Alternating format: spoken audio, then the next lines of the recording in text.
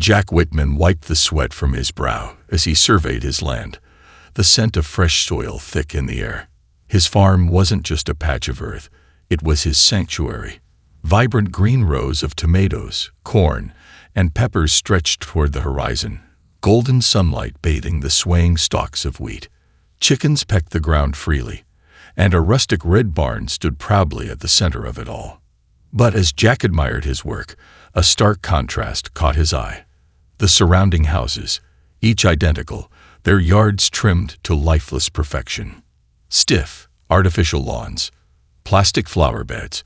It was a neighborhood designed to suffocate individuality, where conformity was king. And Jack, he was a threat to that system. A white envelope sat on his porch, its sharp edges betraying its contents. He already knew what it was before he even picked it up. Another violation notice. He tore it open. Dear Mr. Whitman, it has come to our attention that your property is in violation of HOA regulations. Unauthorized farming, livestock, and structures must be removed immediately.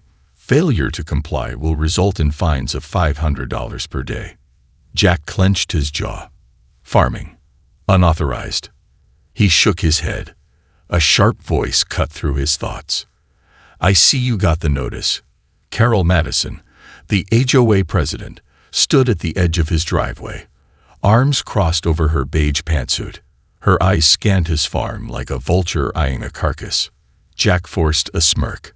You deliver these personally now. I wanted to give you a chance to do the right thing before we escalate. She stepped closer, her heels crunching against the gravel. This isn't personal, Jack. It's about maintaining property values. Your farm, it doesn't fit here. Jack leaned against his fence, arms crossed. Doesn't fit. My granddad farmed this land before half these houses were even built. Carol sighed. That was before the HOA. We have rules now. Jack stared at her for a long moment, the sun casting long shadows between them. Then he turned and grabbed a ripe tomato from a vine, tossing it in his palm. You ever eat a store-bought tomato, Carol? Tastes like cardboard. This right here. Real food, grown the way it's meant to be. Carol's lips curled in disgust. That's not the point. Jack took a slow bite, savoring the juice. Then what is? Carol stiffened. Rip it out, Jack. The board won't tolerate rebellion. Jack chuckled, shaking his head. Rebellion. He gestured around.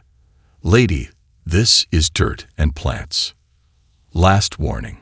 Her voice dropped to a whisper, her tone icy. If you don't comply, you'll regret it. Jack met her gaze, his eyes burning with defiance. Try me. Carol turned on her heel and walked away. But Jack knew this wasn't over. As the sun dipped below the horizon, Jack stood alone on his land, the wind rustling through the wheat fields. A storm was coming, and he was ready. Jack barely had time to process Carol Madison's veiled threat before the first strike landed. It started subtly, almost too subtle. His mail stopped arriving. Bills, notices, even his farm supply catalogs, gone. When he asked the post office, they shrugged. Must be an address mix-up. But Jack knew better. Then, one morning, he turned on his hose to water the crops. Nothing. No water pressure. No warning. Just dry, suffocating silence. Jack stormed inside, yanking out his phone. A robotic voice answered. Hello, this is Pine Meadows HOA Water Management. Due to conservation efforts, your property has exceeded water usage limits. Service has been temporarily suspended. Have a great day. Jack's fingers curled into a fist around his phone. These bastards cut off my water. Fine. They wanted to play dirty. He'd dig deeper. Literally. The counterattack. By sundown, Jack had a plan. He drove to the hardware store, bought shovels, pipes, and a water pump. And under the cover of night, he started digging. Sweat dripped down his brow as he worked. His hands blistered from the rough wood of the shovel. Hours passed. The moon glowed overhead. Then, a cold splash. Water. His water. Jack had tapped into an old well his grandfather once used, long forgotten beneath layers of soil. The HOA thought they could choke him out. Not today. The next morning, Carol Madison strutted past his fence, expecting to see withering crops. Instead, she found Jack, grinning, spraying his garden with fresh water. Her eyes narrowed. How? Jack lifted the hose, letting the droplets patter against the sunlit leaves. Turns out, nature doesn't take orders from an HOA. Carol's jaw clenched. You're making a mistake. Jack smirked. You keep saying that, but I'm still here. Carol turned on her heel, storming away.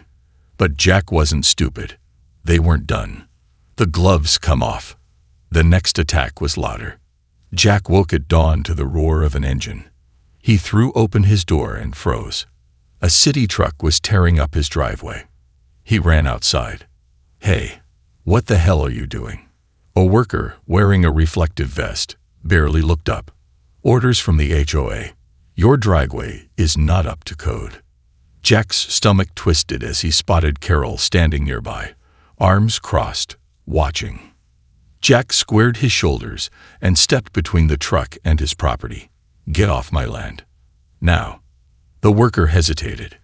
Carol stepped forward, voice tripping with false sympathy. Jack, don't make this harder than it has to be. Just comply, and we'll stop. Jack's pulse pounded in his ears. Comply? He had been targeted, harassed, and sabotaged. All for what? For daring to grow food. No. Jack's voice was steel. I'm not going anywhere. Carol's expression darkened. Then neither are we. The war was officially on. Jack didn't sleep that night. He sat on his porch, staring out over his land. The moon bathed his crops in silver light, the leaves rustling in the cool night breeze. It was peaceful, too peaceful, because now he knew what was coming. The HOA wasn't going to stop. They had cut off his water. He fought back. They tried to rip up his driveway. He stood his ground. What would they try next? As if on cue, his phone buzzed. A neighbor, one of the few still brave enough to talk to him, sent a text. They're meeting tonight. HOA board. It's about you. Jack exhaled slowly. Good. Because he had a plan too. The first shot fired. The next morning, Jack grabbed his phone and started recording. He filmed everything. The thriving rows of tomatoes and bell peppers, the sunflowers reaching for the sky, the clucking chickens pecking at the ground. He showed the violations the HOA claimed were ruining the neighborhood. And then he turned the camera on himself. Hey folks, my name's Jack Whitman. This is my farm, my home. And right now, the HOA is trying to destroy it. He panned to the ripped-up driveway, the warning notices, the dry irrigation pipes, all because they think fresh food is an eyesore, all because they think they can bully people into submission. Jack paused, looking directly into the camera. But here's the thing, I don't scare easy, and I'm not backing down. He hit upload, a wildfire of rage. By lunchtime, the video had a few hundred views. By dinner time, it had 10,000. By the next morning, it had gone viral. The internet exploded. People from across the country flooded his page with support. Farmers, homeowners sick of HOA tyranny, environmentalists who saw his farm as a beacon of sustainability. The local news called, then the national outlets. Jack Whitman wasn't just a man fighting an HOA anymore. He was a symbol. The HOA's panic mode. Carol Madison must have seen the video, because by the end of the day, a new letter arrived. Immediate cease and desist. Due to unauthorized filming and defamation, you are required to remove all online content related to Pine Meadows HOA. Failure to comply will result in legal action. Jack laughed out loud. They were scared. Good. He pulled out his phone, filmed himself reading the letter, and posted that too. The internet went ballistic. HOA tries to silence small farmer. Jack Whitman is fighting back and winning. The HOA's worst nightmare just came true. More reporters showed up. Protesters gathered outside HOA meetings. People cared. And Jack wasn't stopping. Not now. Because the best was yet to come. Jack had always known there was something special about his land. It wasn't just the crops he grew or the chickens he raised. It was in the soil itself. There was a sense of deep history here, something older than the HOA, older than the row of pristine houses that lined the streets. His grandfather had always said there was magic in the land, but Jack had never thought much about it. That was, until the letter came. It was addressed to him in elegant, looping script, the kind of handwriting that looked like it belonged in an old journal. Dear Mr. Whitman, I hope this letter finds you well. I am Professor Amelia Graves, a historian at the University of Pine Meadows. I've come across some information that might be of great interest to you regarding your property. We believe that your land was once the site of a 19th century farming community known as the Milford Settlement. Jack's eyes widened as he read on. It is possible that your property is of historical significance. If you wish, we would be honored to assist you in exploring this further. Please contact me as soon as possible. The name Milford Settlement hit him like a lightning bolt. He'd never heard of it, but something inside told him this was the break he'd been waiting for. He picked up his phone immediately, dialing the number at the bottom of the letter. Professor Graves, he asked, his voice tight. I received your letter. I think you might be onto something.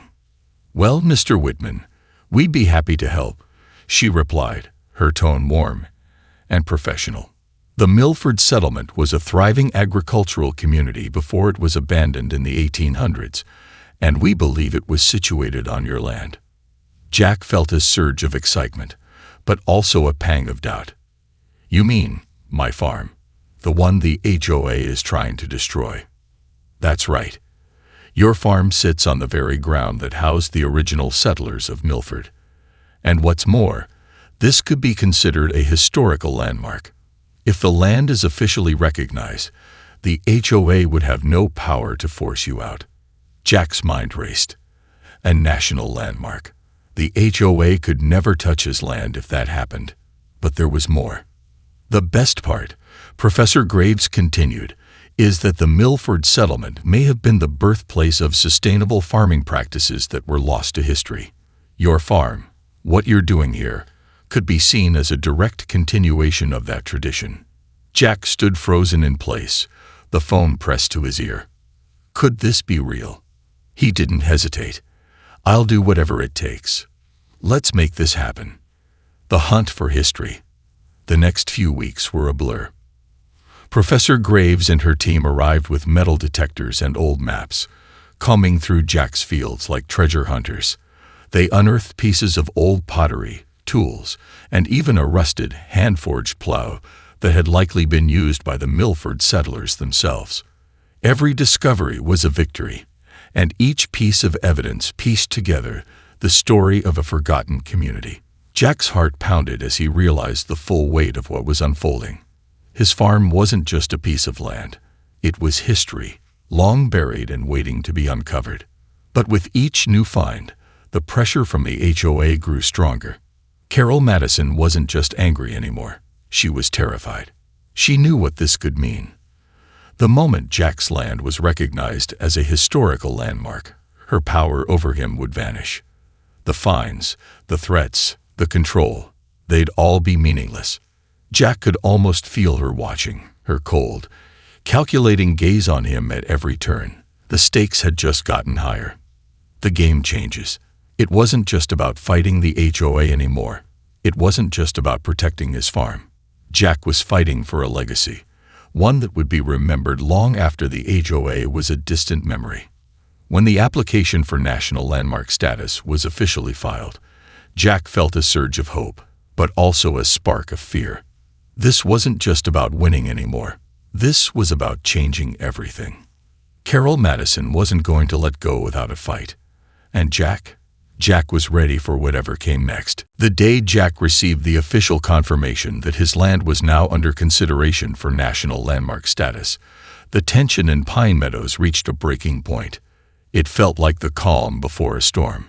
Jack was at his kitchen table, staring at the letter in disbelief, when he heard the unmistakable hum of a black SUV approaching his farm. His pulse quickened, and he rose from his chair, instinctively glancing out the window. It was the HOA. They were here, and they were angry. The vehicle came to a halt outside his farm gate, and before he could even step onto the porch, Carol Madison appeared from the passenger side. Her face was tight, the veins in her neck pulsing with barely contained rage. "Jack Whitman," she spat. "You've gone too far." Jack folded his arms, standing his ground. "Funny, Carol. I was just about to say the same thing to you." She strode up to him, her heels clicking against the gravel like the march of a soldier. "You think you can turn your farm into a national landmark? Do you have any idea what you're up against? This isn't some petty squabble anymore. You're messing with power." Jack's gaze flicked to the SUV. There were more people inside, HOA board members, their faces grim and calculating. But none of them moved to get out. They were all waiting for Carol to do the talking. "You're about to find out just how far we'll go to protect our neighborhood from your chaos," Carol continued, her voice low but filled with venom. "You'll regret this." "I'm not the one who needs to worry about regret," Jack said, his voice steady. "You're the one who's been breaking the rules for years, trying to control everyone and everything. But here's the thing. You can't stop history." Carol's lip curled. "You really think the landmark status will save you? You've already cost us thousands of dollars in lost property values. You've turned our peaceful neighborhood into a circus. We're not going to let it go that easily." Jack's heart raced. She was trying to scare him. And it was working. But only for a second. Because then, just as Carol opened her mouth to say something else, a familiar sound reached their ears. The unmistakable hum of a news helicopter. Jack's head whipped toward the sky, and his heart skipped a beat as the chopper hovered over his farm, its camera pointing straight down at the scene below. Carol froze. In that moment, the entire town could see what was happening. Jack's fight wasn't just his anymore. It was the people's. And the HOA knew they had lost. The camera zoomed in on Jack, capturing his face in stark detail as the chopper circled above. Then, as if on cue, more cameras appeared. News vans, reporters, and camera crews flooded the dirt roads that led to Jack's farm, like a horde of locusts descending on a field. The fight had just gone national. Carol's expression twisted in fury. She wasn't used to losing control. Not like this. Not in front of the entire world. "You're making a mistake, Whitman," she hissed, backing away. "The board is voting tomorrow. If you don't comply, we'll destroy everything you've worked for." Jack watched her retreat, a smirk tugging at the corner of his lips. "Go ahead. See what happens." She spun on her heel and marched back to the SUV, leaving Jack standing alone on his land, his face resolute. Let them try. As the news crews set up, Jack looked out across his farm. The land that had been his grandfather's. The land that had once been just a small patch of dirt in a sprawling neighborhood. Now it was something more. A battleground. But Jack was ready. The HOA might be powerful, but they didn't have the one thing he had. The people on his side. As the sun began to set, Jack took a deep breath and smiled. Tomorrow, the HOA would make their move. And Jack, he was about to make history. The night before the HOA's final vote, the town of Pine Meadows was electric with tension. Word had spread like wildfire. The streets buzzed with the promise of change or destruction. Would Jack Whitman's farm become a symbol of rebellion, or would the HOA's iron grip finally choke the life out of it? Jack stood in the center of his land, the wind brushing through the rows of crops like whispers from the past. Tomorrow, the vote would be the moment of truth. He could feel it in his bones. This wasn't just about his farm anymore. It was about freedom. It was about the future. The sound of a car engine drew him out of his thoughts. He turned to see his neighbor, John Bennett, walking up the dirt path toward him. "You ready for tomorrow?" John asked, his voice low but steady. Jack looked up at him, his eyes narrowing. "I don't know if ready is the word, but I'm not backing down." John nodded, his face grim. "I'm with you. The whole town's with you. You've shown us what's at stake. If we lose this, they'll never stop." Jack's gaze lingered on the horizon, where the last rays of sunlight dipped beneath the trees. The weight of the moment pressed on him. He'd been fighting this battle for months, but now it felt like everything was coming to a head. "What do you think they'll do?" Jack asked quietly. John's jaw tightened. "They'll pull out all the stops. They've got the money, the power, and the influence, but you've got the people. And we've got one thing they don't: the truth." Jack's phone buzzed in his pocket. He pulled it out, seeing a message from Professor Graves. "The historical landmark petition has been filed. It's moving faster than we expected. We could have an official vote within the week." Jack felt a spark of hope. This was the game changer. The HOA couldn't fight history, couldn't fight the truth. He wasn't just defending his farm anymore. He was defending a piece of the past, a future that belonged to everyone. "Thanks, John," Jack said, stuffing his phone back into his pocket. "I'm going to need all the help I can get." "I'll be here, Jack, every step of the way." As John left, Jack couldn't shake the feeling that something was coming. Something big. The HOA wouldn't go down without a fight, but the people of Pine Meadows had rallied behind him. Tomorrow, they would either stand tall together or be crushed by the system. The vote. The next day, the HOA board convened at Pine Meadows Community Center, the air thick with anticipation. News crews lined the parking lot, cameras poised, capturing every movement. The vote was scheduled for 3:00 p.m. sharp. Jack had no idea what to expect, but one thing was certain: he wasn't backing down. He walked into the center, his heart pounding, surrounded by supporters, neighbors, farmers, activists, and even strangers who had heard his story and decided to fight. They filled the room, filling every seat and spilling out into the hall. The moment Carol Madison stepped up to the podium, the crowd fell silent. She cleared her throat, her face tight with forced composure. "Ladies and gentlemen of Pine Meadows, today we decide whether Jack Whitman's farm will become a national landmark. A decision that will impact not just his property, but the future of this community. A vote for history, or a vote for our future." The crowd was restless. Jack's pulse thudded in his ears.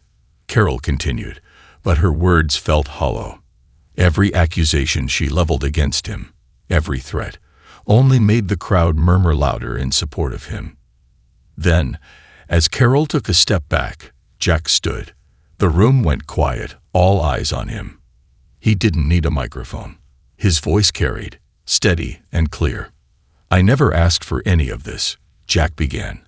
"All I ever wanted was to grow food, to live freely. But when they told me I didn't belong here, that my land wasn't good enough, I realized something. They don't control this land. I do, and this community does." He paused, letting the words sink in. "What we do here, in the soil, is real. What they're doing is all about control, all about power. And that's what this fight is really about. If we lose this battle today, we lose more than just my farm. We lose our voice. We lose the right to live as we choose." The room erupted in applause. Cheers. Support. Carol's eyes burned with fury, but she said nothing. Jack turned to the board members. "You have a choice. You can side with the past, with the people who want to suppress us, or you can stand with us, with the future." The vote was called. The tension in the room was unbearable. One by one, each member of the board stepped forward to cast their vote. The first few votes were in favor of the HOA's control, but the momentum was shifting. The crowd held its breath, and when the final vote was cast, the room went silent. The result? A tie. And that's when the unthinkable happened. The room held its breath. The final vote had been cast, and for a fleeting moment, there was nothing but the buzzing hum of uncertainty. Jack's heart pounded in his chest as he stared at the board members, their expressions unreadable, and then at the crowd of supporters who had filled the community center. They were all waiting for the verdict, as if time itself had paused. The room felt suffocating. Carol Madison's face was a mask of icy anger, but beneath the surface, Jack could see the fear flickering in her eyes. She had always prided herself on being in control of the neighborhood, the residents, and now, it seemed, even of the vote. But the tie had thrown everything into chaos. One by one, the board members turned to face the crowd. Their eyes shifted uneasily. And then something unexpected happened. The oldest member of the HOA board, Gregory Fields, stood up. He was a tall man in his late 70s, known for his quiet, unassuming presence. He had been silent throughout the meeting, his gaze locked on the papers before him. But now he stood up slowly, cleared his throat, and took a step toward the microphone. "My fellow board members," Gregory's voice rang out, steady and firm, but with an air of finality. "This decision cannot be taken lightly, and after considering everything I've heard today, I've come to a realization. This is not about the HOA or the property values. It's not even about the rules we've set." Jack's pulse quickened. What was happening? "This is about the future of Pine Meadows," Gregory continued, his voice growing stronger. "It's about what kind of community we want to be. And I've come to the conclusion that we cannot, in good conscience, ignore the undeniable truth that Jack Whitman's farm is not only an asset to this community, but a part of it, a part of its history, its future, and its soul." The room went completely silent. Jack's breath caught in his throat. Could it be? Could the vote actually go his way?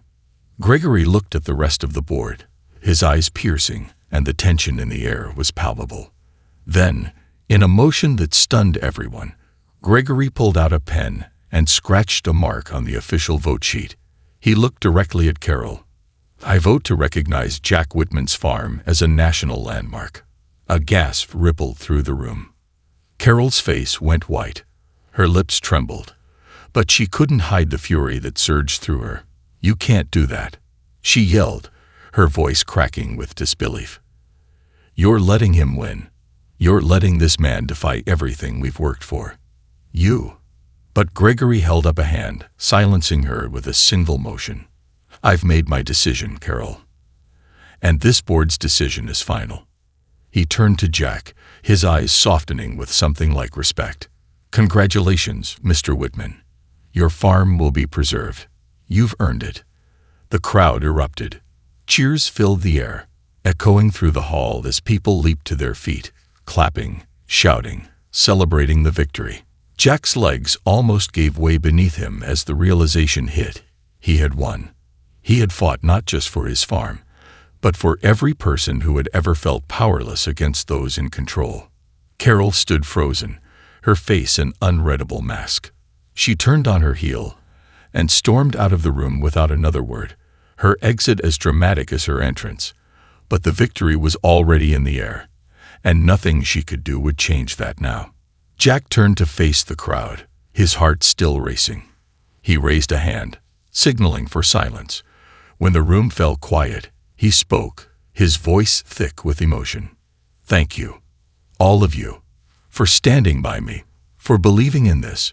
We've just made history together." The applause was deafening. But even as the cheers rang out, Jack couldn't shake the feeling that this victory wasn't just the end of one battle. It was only the beginning. A new chapter. The days that followed were a whirlwind. The press descended on Pine Meadows, capturing every moment, every detail of Jack's triumph. His farm became a symbol, a beacon of resistance, resilience, and hope for communities everywhere. But even as Jack basked in the victory, he knew the HOA wasn't finished. Carol Madison had made it clear that she wouldn't rest until she had reclaimed her control. And Jack wasn't naive enough to think that the fight was over. The HOA had resources. They had connections. They weren't the kind of group to simply accept defeat. But for the first time in months, Jack felt something he hadn't experienced in a long time. Peace. His farm was safe. The landmark status would protect it from any future threats. The people of Pine Meadows were united behind him. And as he walked through his fields with the sun setting on the horizon, Jack knew that no matter what came next, he had already won. And perhaps, just perhaps, this was only the beginning of a much larger revolution. A revolution that would change everything. The weeks following the board's decision felt like a dream. Jack's farm was now officially a national landmark, a symbol of resilience that echoed across the country. News outlets continued to swarm Pine Meadows, telling his story to millions. His quiet farm, once the subject of local ridicule, was now at the heart of a cultural shift. But with every victory came a new challenge, and Jack knew the battle wasn't over. Carol Madison's departure had been swift and dramatic, but it was far from a retreat. Rumors circulated that she was rallying support from powerful developers in the city, her next move lurking just beyond the horizon. Jack could feel the storm brewing again, the calm before another wave of opposition. One late afternoon, as the golden light of the setting sun bathed his fields, Jack stood at the edge of his land, his gaze fixed on the horizon. The once persistent buzz of the news crews had quieted, and the world seemed still for the first time in a long while. His hand ran through the thick growth of wildflowers at his feet, and for a moment he allowed himself to take it all in: the fresh, unspoiled land, the people who had stood by him, and the legacy he had protected. But there was no denying that something was coming. The pressure was still there, simmering beneath the surface.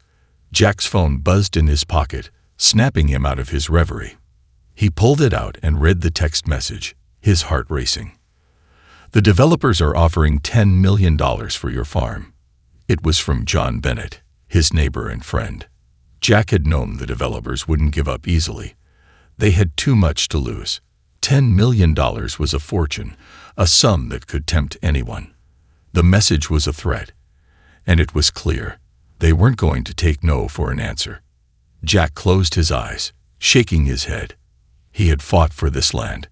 He had fought for all of them, and he wasn't about to sell out now. But as he stood there, looking out over the farm, a thought struck him like lightning. This wasn't just about his farm anymore. This was bigger. "Let them come," he muttered under his breath, feeling a newfound sense of purpose wash over him.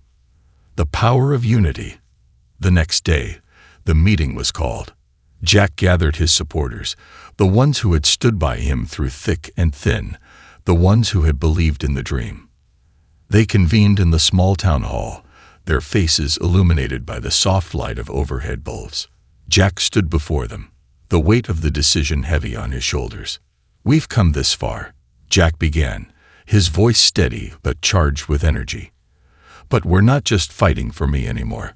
We're fighting for the future, for every farmer, every family who wants to live free from the shadow of big corporations and controlling HOAs. This land isn't just mine. It belongs to all of us. It's time we fight like it." The room filled with a palpable energy, a collective spark igniting in the hearts of everyone present. "We're going to take this fight to the next level," Jack continued. "We're not just going to preserve the farm. We're going to expand it. We're going to create a sanctuary, a place where people can come and learn how to grow their own food, live sustainably, and build a future without the chains of corporate greed. But we need to show the world that we won't back down. We need to stand together and be unshakable." A ripple of excitement swept through the crowd. This wasn't just about defending a piece of land. It was about changing the world. And as Jack looked at the faces of his friends and neighbors, he realized that the fight wasn't just his own. It was theirs too. The idea of the sustainable sanctuary was born that day, and the momentum behind it was unstoppable. Jack worked with local farmers, activists, and environmental groups, organizing workshops, open days, and protests that showcased the beauty and importance of sustainable living. The sanctuary would be a place for the future, a place where knowledge, nature, and freedom intersected. The final confrontation. The developers were not pleased.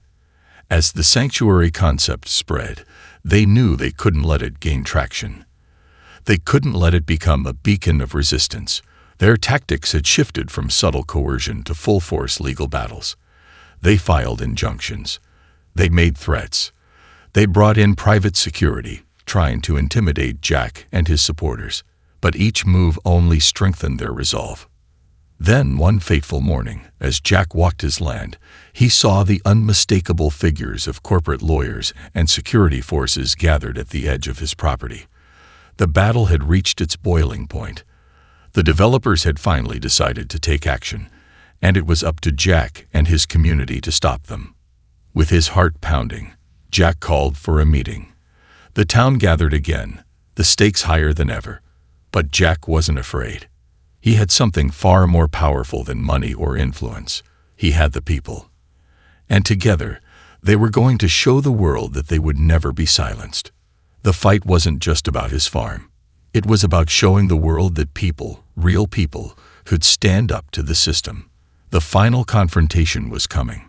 Jack knew it wouldn't be easy, but with the strength of his community behind him, he was ready for whatever the future held. This time, they weren't just fighting to protect a piece of land. They were fighting to change everything.